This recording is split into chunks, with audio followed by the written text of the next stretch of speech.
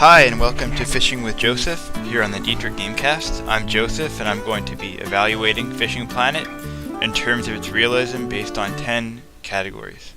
The first category that we chose is time per fish. And this category I gave it a 9 because I thought that the time per fish was fairly realistic. Larger fish were slightly more difficult to catch. You had to cast more often, whereas coarse fish could be caught almost every cast, which I found to be fairly realistic. For size of fish, I gave it a lower rating. I gave it a 6 because I thought the sizing wasn't very realistic, at least for larger fish. Coarse fish I thought were adequately sized.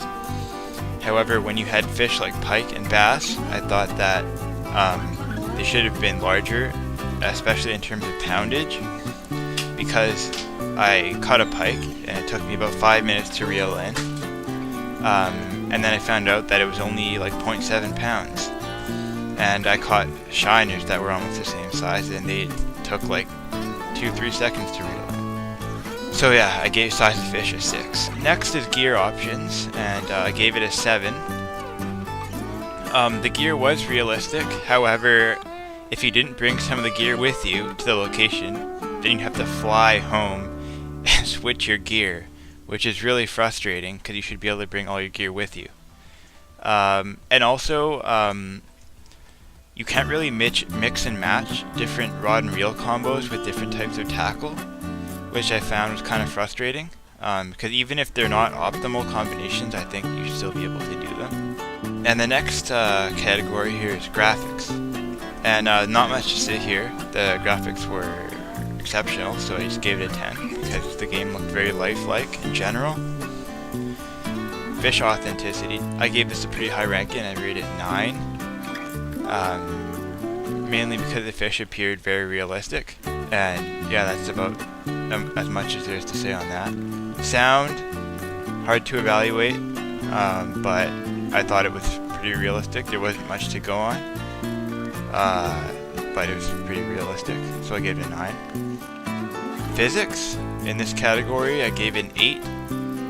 The physics was fairly realistic, however, going back to when I had a pike on, it often appeared as though the fish was coming closer. However, there was this meter that indicated that the fish was actually swimming further out, so that was the main thing why it lost points for physics.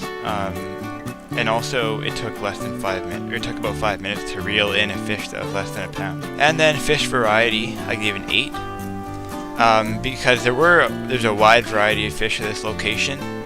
However, in real life, there probably wouldn't have been that many species in there, although I can't say for sure, because I've never been to any of these locations. The geography was great. I gave it a 9, but because I didn't unlock all the locations, it lost a point, because if I had been able to fish in these other locations, specifically places like the Rockies, it probably would have been a little bit more impressive. Although I did enjoy the fall setting of Emerald Lake. There was the rain and the yellow leaves on the trees, which is pretty cool. And lastly, Fisherman's Tilt, where I will just my overall kind of opinion on the game. I thought it was a good game, and like geography, this game I probably would have given it a higher ranking had I been able to go and explore the other locations of the game. And so for that reason, I gave it an 8, because I just got to see a few different places. In total, averaging out all 10 categories, this game received an 8.2 in terms of how realistic it was. Thanks for tuning in, and I'll see you next time on Fishing with Josef.